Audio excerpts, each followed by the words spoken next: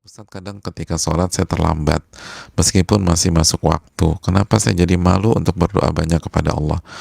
Biasanya saya banyak berdoa dalam sujud. Namun ketika saya terlambat, sholat saya malah justru tidak berdoa sama sekali. Apa ini sikap yang salah, Ustaz?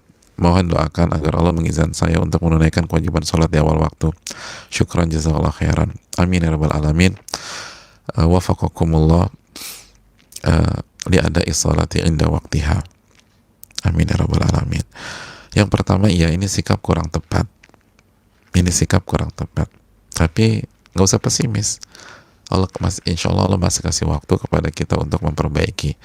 Ketika kita terlambat, harusnya kita lebih banyak sujud kepada Allah, minta ampun kepada Allah, istighfar kepada Allah, lalu minta taufik agar sholat yang berikutnya diperbaiki dalam catatan waktu mulai dari oleh Allah Subhanahu Wa Taala. Jadi harusnya semakin semangat doa, semakin munajat, semakin mohon ampun, semakin introspeksi diri, dan minta agar Allah memberikan kita kekuatan. Doa kepada Allah, Allahumma a'inni ala dzikrika wa syukrika wa husni ibadatik. Allahumma a'inni ala dzikrika wa syukrika wa husni ibadatik. Sebelum kita salam misalnya, ya Allah, tolonglah aku agar aku berzikir kepadamu, sehingga aku bisa berzikir dan aku bisa bersyukur dan aku bisa memperbaiki amal ibadahku. Dan semoga Allah Subhanahu Wa Taala menambah taufiknya dan senantiasa memberikan taufik kepada penanya dan kita semua untuk menjaga waktu sholat. Amin ya rabbal alamin. Saya mau bertanya, Ustadz, bagaimana adab-adab dalam berdoa yang baik dan benar? Apakah saat kita berdoa tidak mengindahkan adab-adab doa seperti menghadap ke kiblat tetapi sambil tiduran karena tiba-tiba teringat harus berdoa walaupun tidak dalam keadaan sakit? Apakah doa tetap dikabulkan oleh Allah? Ya, terima kasih atas pertanyaannya. Bagaimana adab-adab dalam berdoa yang baik dan benar?